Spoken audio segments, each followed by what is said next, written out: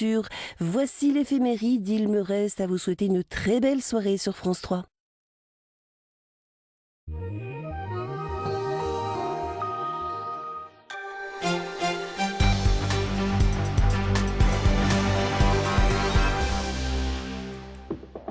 Bonsoir à tous, bienvenue dans les Alpes. Tout de suite, les titres de votre journal. L'ex-directeur d'école de Villefontaine en Isère, au cœur d'un retentissant scandale de pédophilie depuis un an, s'est suicidé en prison. Cette annonce a provoqué le désarroi et la colère des familles de victimes qui attendaient beaucoup de son procès. Nous serons en direct dans ce journal avec la présidente de l'association Innocence en danger. Nouvelle mobilisation aujourd'hui à Grenoble contre le projet de loi travail. Étudiants, syndicalistes ou citoyens, plusieurs centaines de personnes se sont rassemblées à la mi-journée. Objectif, multiplier les actions pour maintenir la pression. Enfin, nous parlerons de l'opération BD à l'hôpital. Ce mardi, des enfants de l'hôpital spécialisé de Bassin en Savoie ont pu rencontrer et échanger avec Laurent Véron. Il est le dessinateur de la BD Boule et Bill. L'occasion d'un cours particulier de dessin et d'un moment de détente pour ces enfants atteints de troubles du développement. Juste après ce journal, vous avez rendez-vous avec l'édition nationale dont voici l'un des principaux titres. Et des pensions à la baisse pour les futurs retraités. La perspective n'est pas réjouissante. L'accord signé en octobre va entraîner des baisses de 4 à 18% des pensions. Nous verrons que beaucoup de salariés ont déjà anticipé en se constituant leur propre revenu pour la retraite. Mais d'abord, je vous le disais en titre, beaucoup de colère et d'émotion aujourd'hui à Villefontaine, en Isère, après l'annonce du décès de l'ancien directeur d'école. Il était mis en examen pour viol et agression sexuelle sur une soixantaine de ses élèves. Le procès tant attendu par les familles n'aura pas lieu. Isabelle Guyader, Gilles Ragri. En ce début d'après-midi, la classe reprend, presque comme d'habitude. Mais dès ce matin, c'est toute la vie du groupe scolaire qui a été bouleversée. Dès l'annonce du suicide en prison de l'ancien directeur. L'inspectrice de l'académie est venue sur place, le maire de la commune aussi. Nous allons réactiver ce qu'on avait activé l'année dernière, à savoir les groupes de parole dans nos maisons de quartier, l'accompagnement psychologique si besoin est, et puis je pense aussi à nos personnels, à nous. La priorité, et je crois qu'il faut qu'on garde tout ça à l'esprit, c'est de préserver les enfants. Des psychologues ont été mis à disposition des familles qui le souhaitaient. Sébastien, lui, a préféré expliquer les choses seul à sa fille. Ma fille, on lui a annoncé, je lui ai dit à ma fille que le monsieur qui lui avait fait du mal s'était tué et qu'il était mort. Je lui ai demandé son ressenti.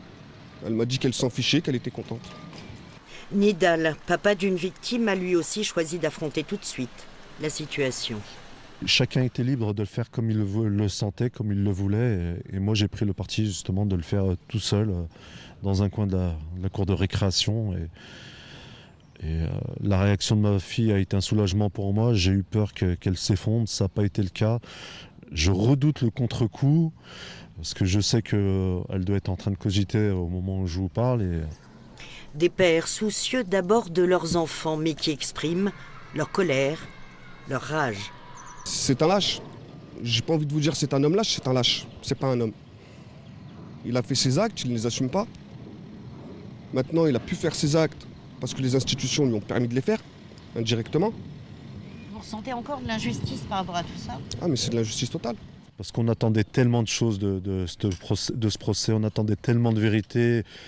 Et on vient de comprendre qu'on ne les aura jamais, et que tous les secrets sont partis malheureusement. Et ça, c'est quelque chose qui est inacceptable pour nous. On demande des comptes à l'État sur ça. Car les deux pères confient que depuis un an, c'est leur famille tout entière qui souffre et qui avait besoin de ce procès pour tenter de tourner la page. L'affaire de Villefontaine a éclaté il y a un peu plus d'un an. Elle avait suscité beaucoup d'émoi dans cette commune iséroise, mais aussi dans d'autres communes du département où l'ancien enseignant avait exercé. Les plaintes contre lui s'étaient alors multipliées. Le rappel des faits avec Marion Feutry.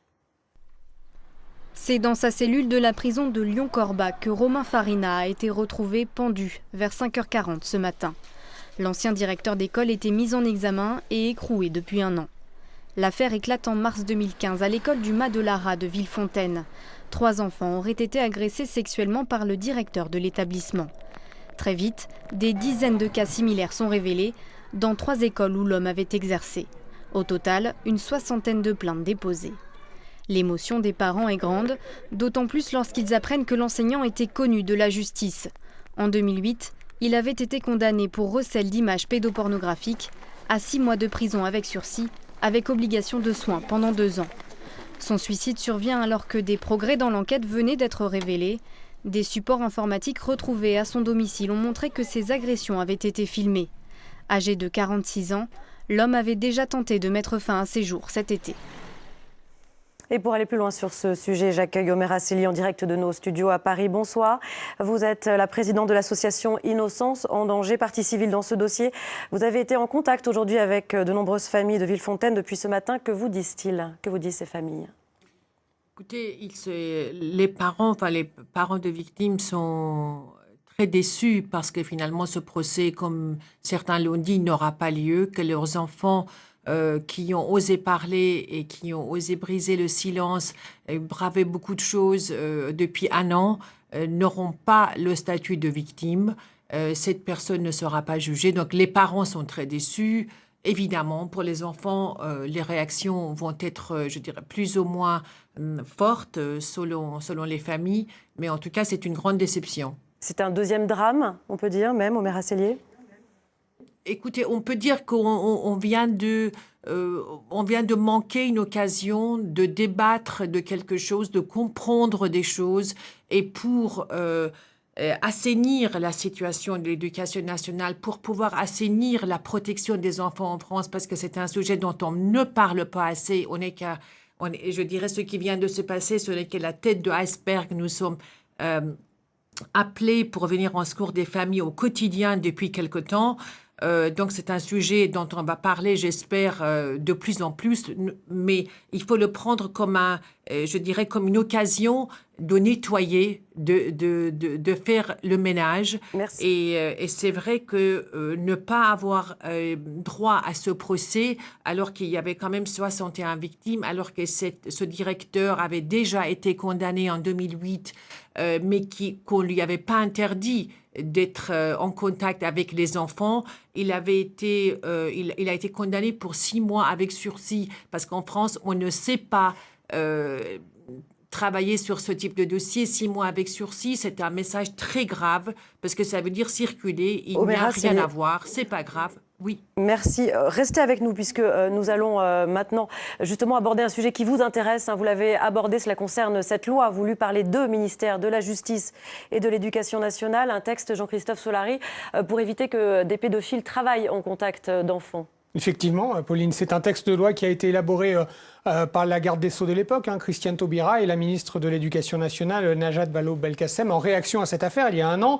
Donc on l'a dit, l'instituteur de Villefontaine avait été condamné déjà en 2008 pour un recel d'images pédopornographiques, et l'Éducation nationale n'avait jamais été informée de cette condamnation, et donc l'enseignant avait pu continuer à travailler auprès des enfants avec les conséquences que l'on sait aujourd'hui. Ce ne sera donc plus possible avec cette loi. Elle a été votée la semaine dernière à l'Assemblée nationale, et cette loi passée en lecture définitive au Sénat aujourd'hui. Et récemment, dans l'émission La Voix est libre de France 3 à Rhône-Alpes, la ministre de l'Éducation nationale en a expliqué le principe. On l'écoute. Toutes les informations venant de la justice seront transmises systématiquement à l'éducation dès lors qu'elles concernent un personnel de l'éducation. C'est-à-dire que nous avons des référents éducation nationale au sein des parquets donc de la justice, des référents justice au sein de l'éducation nationale, que ces 2-là communiquent ensemble et que donc, évidemment, en étant protégés par le secret, etc., ces informations-là n'échappent pas à l'éducation nationale qui, derrière, prend des décisions disciplinaires de suspension, voire de révocation des enseignants concernés. Et donc ces dispositions valent donc pour des personnes qui exercent même à titre bénévole dans des établissements scolaires, dans des lieux qui accueillent des mineurs, comme les MJC, mais aussi en accueil périscolaire, par exemple. Et dans certains cas, le procureur de la République pourra avertir l'administration dès la mise en examen ou l'engagement de poursuite d'une personne présumée pédophile. Alors, Omer Asseli, vous êtes toujours en direct de nos studios à Paris. Pensez-vous que cette loi ira assez loin, va assez loin ? Écoutez, je pense que cette loi, c'est la moindre des choses. Il faut savoir qu'en France, on a l'habitude de faire des lois dès qu'il se passe des choses comme ça. J'espère que ce n'est pas juste un effet d'annonce, parce qu'il faut savoir que quand même, il y avait dans la loi en France, il y avait quand même le devoir de signalement qui n'a pas fonctionné depuis 1997. Il y a non-assistance à personne en danger qui n'a pas fonctionné, et toutes les personnes je dirais, qui auraient pu agir, ont passé à travers les mailles du filet et ne seront pas inquiétés, ne seront pas blâmés, ne recevront aucune blâme de toute façon. Alors cette loi, oui, c'est mieux que rien. Alors que fallait-il faire de plus, Omer Assilé? Que fallait-il faire de plus ou que faut-il faire de plus? Écoutez, pour moi, à mon avis, il faudrait qu'il y ait des blâmes au cas où des personnes ne font pas leur travail. Il faut une responsabilisation des rôles de chacun. Et au-delà de tout, il faut une réelle impulsion politique sur le sujet. Que je sache, jusqu'à aujourd'hui, aucun de nos politiques n'a pris le sujet de la protection des enfants comme un sujet prioritaire. Or, ça devrait être le cas et j'espère que ça le sera. C'est une impulsion politique qui manque. Les déclarations et les lois seules ne suffiront pas. Merci beaucoup, Omer Assilé, d'avoir répondu à nos questions depuis nos studios à Paris. Merci infiniment. Et avant de refermer ce dossier sur l'affaire de Villefontaine, je vous rappelle que vous pouvez suivre les derniers articles et informations disponibles sur ce sujet sur notre site internet alpes.france3.fr. Social à présent avec la nouvelle mobilisation aujourd'hui à Grenoble contre le projet de loi travail. Étudiants, syndicalistes ou citoyens, plusieurs centaines de personnes se sont rassemblées à la mi-journée dans le quartier Europol. Une mobilisation qui s'organise pour tenir dans la durée. Cédric Picot, Dominique Bourget. On tient le cap, on continue à essayer de... Ils ont choisi de militer autrement pour le retrait de la loi El Khomri. Chez les étudiants, peu de banderoles syndicales, pas de leader désigné. Ils ont décidé de réunir toutes les sensibilités dans un comité de mobilisation. On a pensé que ce serait important de créer un organisme indépendant, mais qui en même temps leur permette à toutes de travailler de concert et ensemble pour réussir au maximum à toucher le plus de personnes possible en fait, et à faire connaître notre combat, quoi. Alternative aussi dans la société civile. Dans le rassemblement, aujourd'hui, les initiateurs des Nuits debout grenobloises. Un premier rendez-vous est fixé samedi soir en ville. Face à une société qui divise, on veut se rassembler, on veut pouvoir parler autrement que par les médias, que par Internet. Voilà, on veut être citoyen avec citoyen et créer de l'échange, pouvoir partager des idées, discuter sur la société, sur ce qu'on veut pas, sur ce qu'on n'accepte plus, sur ce qu'on veut construire. La mobilisation contre la loi travail se construit surtout chez les salariés. CGT, FSU, FO et Solidaire, l'intersyndicale s'organise. Pour les représentants, le mouvement est parti pour durer. On va continuer à mobiliser. Le débat parlementaire va s'étendre sur tout le mois de mai. Donc c'est un marathon qu'on a engagé là. Donc on a besoin de tenir et de tenir dans la longueur un mouvement qui pousse de plus en plus fort. Cette loi est génératrice. Environ 400 personnes étaient réunies à Grenoble aujourd'hui. Toutes se sont donné rendez-vous pour la prochaine manifestation. Un nouveau rassemblement est prévu samedi en début d'après-midi dans le centre-ville de Grenoble. On poursuit avec la colère du maire de Genève. Il devait, avec d'autres élus, visiter hier la centrale nucléaire du Bugey dans l'Ain, mais il n'a toujours pas reçu d'invitation. C'était pourtant une promesse de la ministre de l'Environnement, Ségolène Royal, après les plaintes pour pollution déposées par les Suisses concernant cette centrale. Ingrid Panet-Duparc et Serge Vorette. Pas content parce que pas invité Rémi Pagani. Le maire de Genève, au nom de sa ville et de ses administrés, n'en revient toujours pas de l'effet d'annonce sans suite de Ségolène Royal. Et pourtant, des questions sur la centrale, il en avait, à commencer par l'état de la dalle, le radier, mais pas seulement.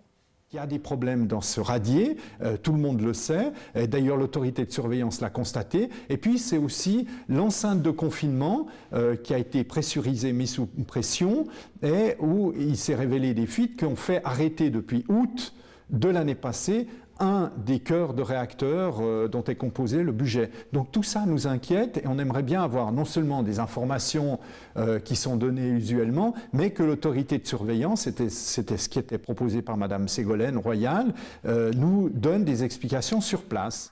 Il faut dire que Genève n'est qu'à 70 km de la centrale et s'inquiète beaucoup de sa vétusté. Ceci alors que la ville s'est engagée depuis 25 ans à ne plus utiliser d'électricité venant du nucléaire, une mission confiée au service industriel de Genève.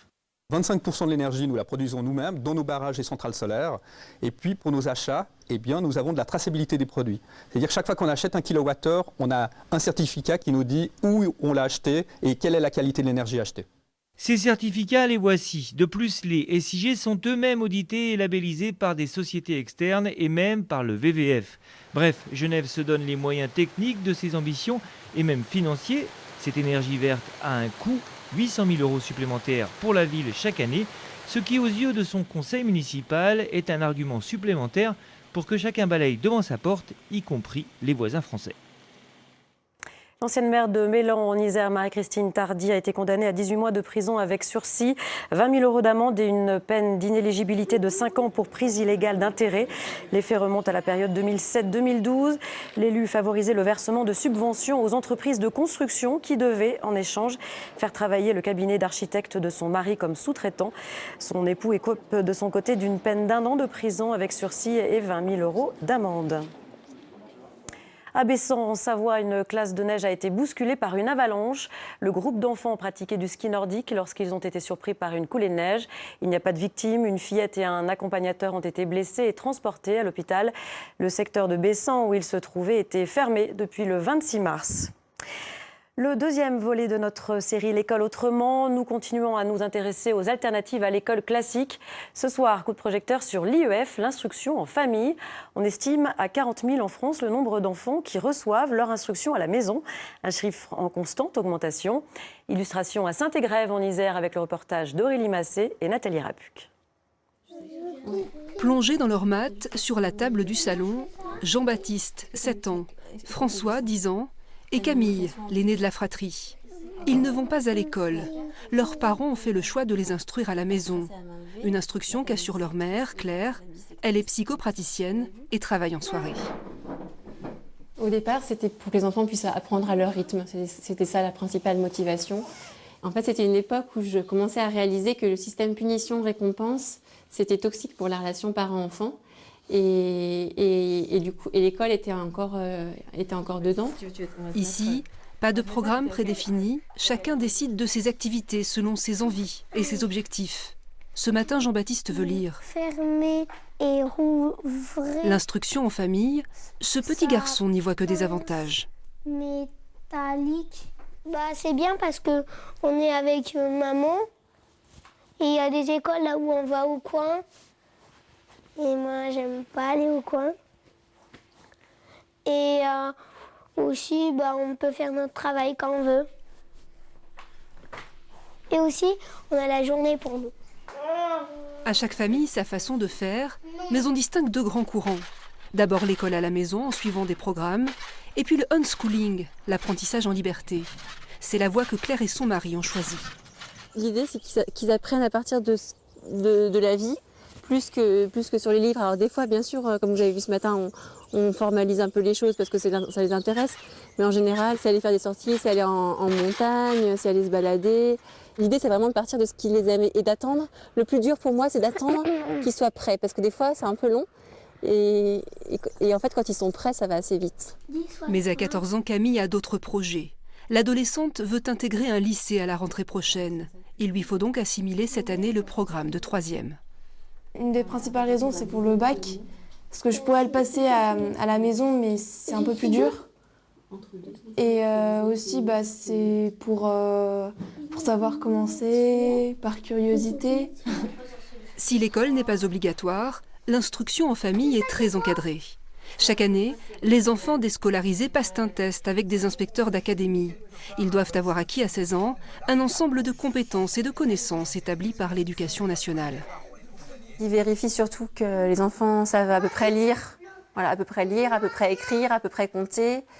Et après, c'est vrai qu'au collège, ils posent des questions un peu plus pointues sur des points du programme, mais c'est quand même assez global. Des inspections où l'on évoque aussi la socialisation. Mais ces familles ne sont généralement pas isolées. En France, plusieurs réseaux permettent aux parents d'échanger et aux enfants de tisser des liens en dehors de chez eux.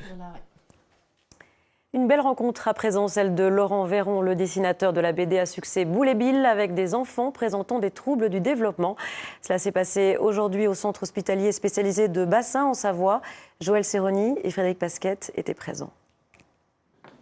C'est une invitation au voyage dans le monde de Boule et Bill. Un après-midi dessin pour cette dizaine d'enfants guidés par un grand nom de la bande dessinée, Laurent Véron. Ils souffrent d'un trouble du développement, de la connectivité. Pas de lésions cérébrales, juste des chemins différents empruntés dans le cerveau qui font d'eux des êtres originaux. J'ai des troubles d'attention. Beaucoup quand j'ai envie de faire quelque chose pour être sûr que ça soit à peu près correct par rapport à mes pensées. J'essaie que ça soit le plus fluide possible. Comme tu as fait, il est bien le pied là d'ailleurs, il est très bien. Les troubles de l'attention avec ou sans hyperactivité touchent 400 000 enfants en France, souvent en échec scolaire et en manque de confiance en soi. Le but de cette opération, c'est de leur montrer qu'ils sont capables aussi d'être tout à fait performants dans une activité qui leur va, et que quand on leur propose des sujets qu'ils aiment, voilà, on a des enfants qui se comportent comme n'importe quel autre enfant.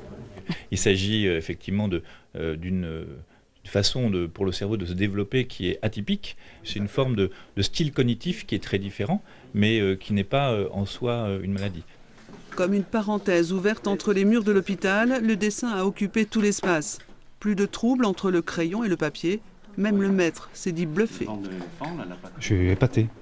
Ils arrivent tous à représenter quelque chose qu'on reconnaît. Voilà, et il y a une précision, il y a une application. En souvenir de cette rencontre, l'éléphant de Boulay-Bill restera à Chambéry. Il sera vendu aux enchères pour financer un projet de l'association. On s'intéresse maintenant au festival Remue Ménage qui a débuté aujourd'hui à Échirolles en Isère. Comme son nom l'indique, il s'agit de se remuer les méninges mais en s'amusant. Et c'est la 15e édition. Pour en parler, j'accueille Nadia Bnouibi. Bonsoir. Bonsoir. Quel est le thème choisi cette année? La science est-elle l'avenir de l'homme? Oula, ce programme, c'est presque un sujet de philo, ça. Exactement. Alors, ça se traduit comment dans les faits? Dans les faits, en fait, le festival Remue Ménage est une plateforme importante, un événement heureux pour les enfants dans le département. Il réunit des acteurs de la vulgarisation, compétents, sérieux, comme vous avez dit, ça fait la 15e édition, et généreux. C'est permettre aux enfants de s'approprier de la science afin aussi d'agir plus tard sur leur environnement et d'inventer leur avenir. Donc c'est une mobilisation nationale. On a 5 villes, Bordeaux, Paris, Lyon, Strasbourg, qui sont là, des institutions publiques, des scientifiques, des associations, des compétences et comme je vous ai dit, un engagement et un sérieux, je veux dire, de la part de notre partenariat. Donc c'est quoi ces ateliers? Qu'est-ce que font les enfants, par exemple? Par exemple, alors il y a des ateliers. D'abord, Festival Remue Ménage, c'est aussi permettre autant aux femmes qu'aux hommes, donc des filles et des garçons, de s'intéresser aux sciences. Et parce que l'idée, c'est de toucher les filles, justement, leur dire « Oh, attention, les sciences, c'est bien, il faudrait essayer peut-être de faire des études. » Une association très, très compétente dans le domaine et qui milite dans ce sens, c'est d'ouvrir les métiers scientifiques à plus grand nombre de femmes. Remue Ménage, donc les thèmes sont divers. Chaque année, nous dynamisons avec des thèmes en lien avec ce qui se passe dans le monde scientifique. Alors l'idée de Remue Ménage, c'est en fait une synergie. Les enfants à l'école, ils abordent les mathématiques, la physique. Remue Ménage, ils découvrent un peu à quoi ça sert les maths, à quoi ça prend un sens. L'enfant, tous nos ateliers sont interactifs. L'enfant, il participe, il manipule, il pose des questions, il œuvre tout seul. C'est une journée qui lui est offerte et qu'il s'organise pratiquement tout seul pour le déroulement. Il a une fiche de route qu'on met à disposition aux enseignants. Les enseignants sont avertis des ateliers qui sont proposés avec leur contenu, leur déroulement, ce que va faire l'enfant. Et quand il vient, c'est un moment, un plaisir festif, mais en même temps, il apprend, il comprend et il réagit. Merci beaucoup, Nadia Bnouibi. Alors, on se rappelle que demain après-midi, c'est une journée ouverte pour les enfants. C'est une journée porte ouverte. Je voulais aussi rajouter que cet événement est soutenu par le Conseil général, le département de l'Isère. La ville d'Échirolles met à disposition une structure tout à fait adaptée et ouverte au public handicapé. Merci beaucoup. Merci beaucoup d'être venu sur notre plateau. Avant de refermer ce journal, je vous rappelle l'une des principales informations avec donc la colère et l'émotion des parents d'élèves de Villefontaine. L'ancien directeur de l'école, incarcéré depuis plus d'1 an, s'est suicidé dans la nuit de lundi à mardi dans la prison de Corba dans le Rhône. Saône. Il avait été mis en examen pour viol et agression sexuelle sur une 60aine de ses élèves. Les parents voulaient un procès pour tenter de se reconstruire. L'ancien instituteur avait déjà tenté de se suicider en août dernier. Et c'est la fin de cette édition. L'actualité continue sur le site alpes.france3.fr. Tout de suite, la météo, puis votre journal national. Demain, à midi, vous retrouverez Christian Deville pour un nouveau point sur l'actualité dans les Alpes. Passez une très belle soirée.